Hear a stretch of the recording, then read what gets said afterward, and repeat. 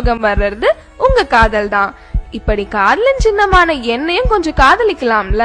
நான் ஒரு நிமிஷம் கூட ஓய்வெடுக்காம துடிச்சு துடிச்சு ரத்தத்தை சீரா உங்க உடல் முழுவதும் கிடைக்க செய்றேன். நான் துடிக்கலனா நீங்க துடிச்சு போயிடுவீங்க. ஆனா சிகரெட்டு, மது, ஆரோக்கியம் இல்லாத மேல்நாட்டு உணவு, கொழுப்புள்ள உணவு சாப்பிட்டு உடற்பயிற்சியும் செய்யாம எனக்கு அழுத்தத்தை கொடுத்து மாரடைப்பு வர செய்யறீங்க. ஒண்ணு மட்டும் ஞாபகம் வச்சுக்கோங்க, நான் துடிக்கிறத நிறுத்தினா உங்க துடிப்பும் அடங்கி போயிடும். இனிமேலாவது அவன் சொன்னா இவன் சொன்னா ஸ்டைலு பிரஸ்டீஜ்னு சொல்லிட்டு இந்த பாழா போன விஷயங்கள் எல்லாம் செய்யாம நல்லா சாப்பிட்டு ஓடி ஆடி உடற்பயிற்சி செஞ்சா காதலின் சின்னமான நானும் நல்லா இருப்பேன், காதலிக்க நீங்களும் நல்லா இருப்பீங்க.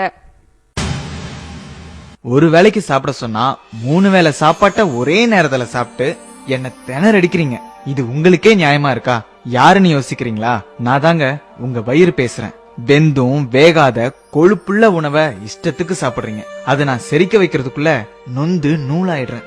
செரிமானத்துக்கு உதவி பண்றேன்ற பேர்ல கேஸ் நிறைஞ்ச குளிர்பானங்களை குடிக்கிறீங்க. இதுல மேலும் நான் புண்ணாயிடுறேன். இப்படி ஒரு பக்கம் அதிகமா சாப்பிட்டு சாகடிக்கிறீங்கன்னா இன்னொரு பக்கம் வேளா வேலைக்கு சாப்பிடாம டயட்ன்ற பேர்ல சாகடிக்கிறீங்க. இது போதாதுன்னு இன்னும் கஷ்டம் கொடுக்கற மாதிரி மது அருந்தி அந்த கசப்ப மறைக்க ஆரோக்கியம் இல்லாத உணவை சைட் டிஷ்னு ஸ்டைலா சொல்லிட்டு சாப்பிடுறீங்க. நீங்களே கொஞ்சம் யோசிச்சு பாருங்க, நான் எவ்வளவு மென்மையானவன்னு. குப்பத்தொட்டி மாதிரி கண்டதையும் போட்டு நிரப்புறீங்களே, இது வயிறா இல்ல குப்பத்தொட்டியா?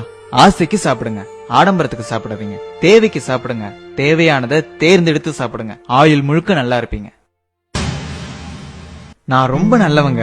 எனக்கு தீங்கு செய்ய நினைக்கிறவங்களுக்கு கூட முடிஞ்ச அளவுக்கு நன்மையே செய்யறேன். என்ன பாக்குறீங்க? நான் தான் உங்க கிட்னி பேசுறேன். உங்க உடம்புல உள்ள அழுக்கு அனைத்தையும் வடிகட்டுறது நான் தான். உடம்புல உள்ள தண்ணி, உப்பு மற்றும் அமிலங்களை சமநிலையா வச்சுக்க உதவுறேன். பல்வேறு ஹார்மோன்களையும் நான் சுரக்கிறேன். பல நன்மைகளை உங்களுக்கு செய்யற எனக்கு பதிலுக்கு நீங்க என்ன செய்றீங்க? தீங்குன்னு தெரிஞ்சே மது அருந்துறீங்க, சிகரெட் பிடிக்கிறீங்க, கண்டதையும் சாப்பிட்டுட்டு உடற்பயிற்சி கூட செய்ய மாட்டீங்க. கெட்டதை சுத்திகரிக்கிறதுக்கு உதவியா தண்ணியாவது நிறைய குடிக்கிறீங்களான்னா அதுவும் இல்ல. குளிர்பானம்ன்ற பேர்ல கண்ட ஆசிடையும் குடிக்கிறீங்க. நீங்க நிறைய கழிவு அனுப்புறதாலயோ என்னவோ நான் 2 உறுப்புகளா படைக்கப்பட்டிருக்கேன். நான் பாதிக்கப்பட்டு சர்க்கரை நோய்னு டாக்டர் சொல்லிட்டா அப்ப மட்டும் என்ன விழுந்து விழுந்து மருந்து மாத்திரை கொடுத்து பக்குவமா கவனிக்கிறீங்க. இருந்த என்ன பிரயோஜனம்? போனது போனது தானே. இனியாவது கண்கட்ட பிறகு சூரிய நமஸ்காரம் செய்யாம புத்திசாலியா இருப்பீங்களா? நான் ஒரு சுத்திகரிப்பு ஆலை, ஒரு சேமிப்பு கிடங்கு. பல வேலைகளை ஒன்னா செய்யறேன். யாருன்னு பாக்குறீங்களா?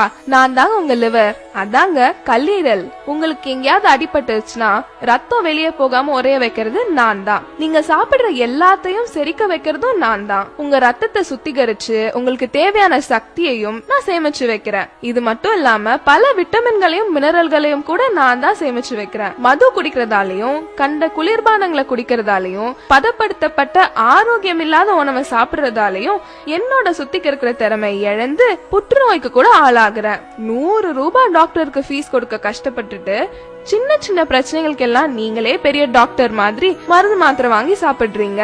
இதுக்கு பதிலா எனக்கு விஷத்தையே கொடுத்துடலாம். 100 ரூபாய் மிச்சம் பிடிக்கிறேன்னு 500க்கும் மேற்பட்ட வேலைகளை செய்யற என்ன கஷ்டப்படுத்தி நீங்களும் பல ஆயிரங்களை இழக்கிறீங்க. நான் எனக்காகவா சொல்றேன்? உங்களுக்காக தானே சொல்றேன். கொஞ்சம் காது கொடுத்து கேளுங்க. இதுக்கு அப்புறமாவது என்ன கஷ்டப்படுத்த மாட்டீங்கன்னு நம்புறேன்.